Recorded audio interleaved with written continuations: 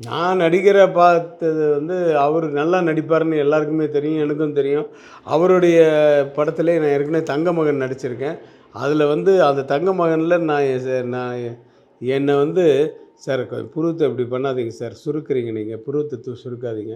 புருவத்த தூக்காதீங்க. அப்படி பண்ணுங்க. ரொம்ப சாஃப்ட்டான ஆள் சார் நீங்க.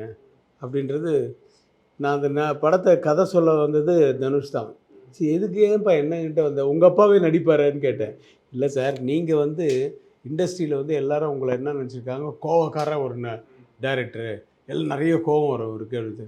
ஆனா உங்களுக்கு உள்ளுக்குள்ள வந்து ஒரு சாஃப்ட்னஸ் இருக்குதுன்றது எங்க அப்பா சொல்லுவாரு. ஏன்னா கஸ்தூரி ராஜாவும் நானும் கொலீக்ஸு. நாங்கலாம் ஒண்ணா படம் பண்ணியிருக்கோம். அவரு ரைட்டரு, நான் அசோசியேட்டு, ராமராஜன் சார் டைரக்டரு இப்படிலாம் பண்ணியிருக்கோம். அப்ப இருந்தே தெரியும். நான் கிராமத்து காதலா அப்படின்னு தான் கூப்பிடுவேன் கஸ்தூரி ராஜாவ.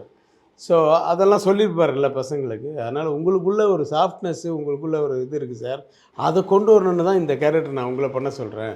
நீங்க வந்து கோவமா மட்டும் நடிக்கிறது, வெறும் அந்த பஞ்ச் போட்டு ஒரு கலாய்ச்சி பண்ணுறது மட்டும் தான் உங்களுக்கு வரும்ன்றது இல்ல சார். உங்களுக்குள்ள எல்லாமே வரும்.